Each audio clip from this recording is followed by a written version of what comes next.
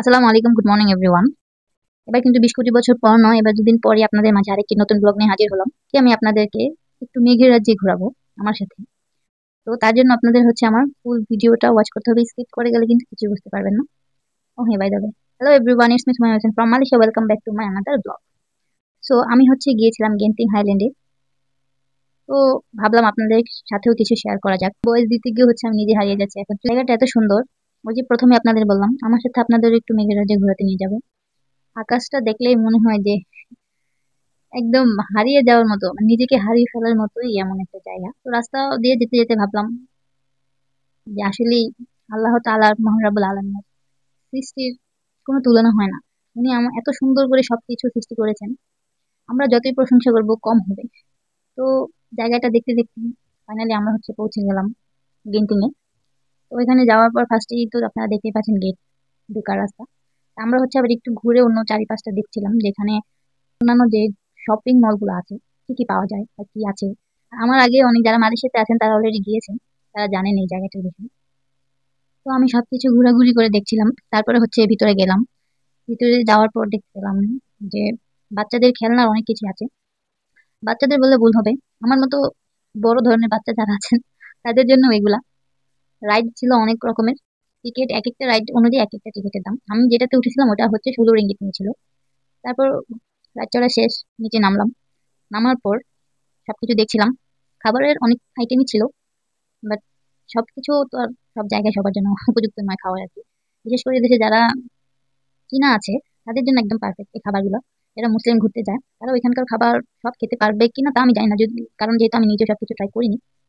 হালাল ফুড থাকলেও হয়তো কি যে রুচির একটা যে ব্যাপার আছে ওই রুচিতে হচ্ছে হয় না আর কি, যে খাবো কি খাবো না এরকম একটা বিষয়।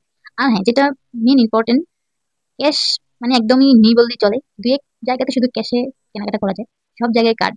তো যারা যাবেন এরপর থেকে দয়া করে একটু এই জিনিসটা খেয়াল করে তারপর হচ্ছে যাবেন। কারণ আমরা অনেকে ক্যাশ ক্যারি করতে পছন্দ করি, অনেকে কার্ডে। যারা ক্যাশ ক্যারি করতে পছন্দ করি তারা দয়া করে একটু কার্ডটাও ক্যারি করে নিয়ে যাবেন, কারণ এখানে সবকিছু কার্ডে কেনাকাটা করতে হয় বেশিরভাগ, দু একটা জায়গা ছাড়া।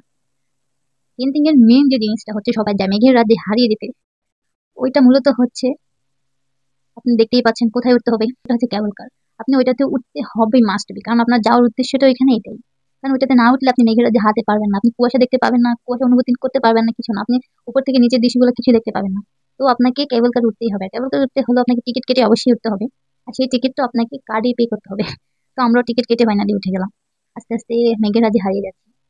তো যেতে যেতে ভাবলাম আসলেই জীবনটা অনেক সুন্দর যদি আপনি অনুভূতি করতে পারেন, নিজেকে নিজের মতো করে ভালোবাসেন, নিজেকে নিজে একটু সময় দেন।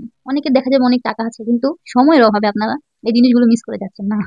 টাকা দরকার, কিন্তু নিজেকেও একটু ভালোবাসা দরকার আছে। যাই হোক, তো কেবল কারে ওঠার পর আমরা হচ্ছে সবকিছু উপর থেকে নিচে যা দৃশ্যগুলো ছিল একদম ক্লিয়ারলি দেখা যাচ্ছিল, আর ওইটা দেখার অনুভূতি কাউকে বোঝানো যাবে না, এতটা ভালো লেগেছে নিজের কাছে। যারা যারা গিয়েছেন তারা অবশ্যই জানেন, তা আমি নতুন করে বলার কিছুই নেই। আর যারা জাননি তাদের জন্যই হচ্ছে কথাগুলো, তারা অবশ্যই যাবেন, না গেলে অনেক কিছুই মিস করে যাবেন জীবনে।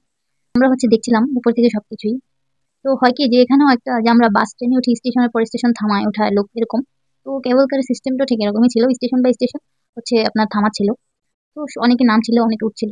আমরা 2 স্টেশন পার করে হচ্ছে আমরা নেমে গিয়েছিলাম। নেমে গিয়ে এটা দেখতে পাচ্ছেন আমরা হচ্ছে নিচে গিয়েছিলাম কিছু খাওয়ার জন্য, কেনাকাটা করার জন্য।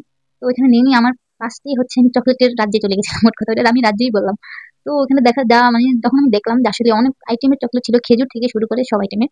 দেন যেটা মালয়েশিয়ার জাতীয় ফল ডুরিয়ান, ওইটারও চকলেট ছিল ওইখানে। আমি যদিও ট্রাই করিনি কখনো ডুরিয়ান, তো ভাবলাম করাই যাক। তো আমি ওখান থেকে চকলেট কেনাকাটা এটা দেখতে পাচ্ছেন, কেনাকাটা শেষ করে আমরা আবার গিয়েছিলাম একটু উপরে। তো ওইখানে গিয়ে হচ্ছে আমি একটা হচ্ছে বোবা মিল্ক নিয়েছিলাম, ওইটাও কার্ডে পে করেছি। আমি বাবা বলছি যারা দাম নিয়ে যাবেন প্ল্যান করতেছেন তারা অবশ্যই কার্ড কার্ড ক্যারি করে নেবেন, ক্যাশে গেলে একদম ভুল হবে, কারণ এখানে সবকিছু কেনাকাটা কার্ড দিয়ে করতে হবে। তো যখন কেবল কেউ যাবে তখন ওইখানে দাঁড়ানো থাকে না সামনে টিকিট পাস করার মানে মেশিন গুলো ছিল, ওইখানে হচ্ছে আপনার লোক দাঁড়িয়ে ছিল আর কি, সিকিউরিটি। উনি বলতেছিল যে এখানে ড্রিঙ্কস আইটেম এলাও না, আমার হাতে এটা দেখে। তা আমি ভাবলাম বাঙালি ভাই এত সহজে আর ওই মুহূর্তে সবটা শেষ করা পসিবল ছিল না আমার।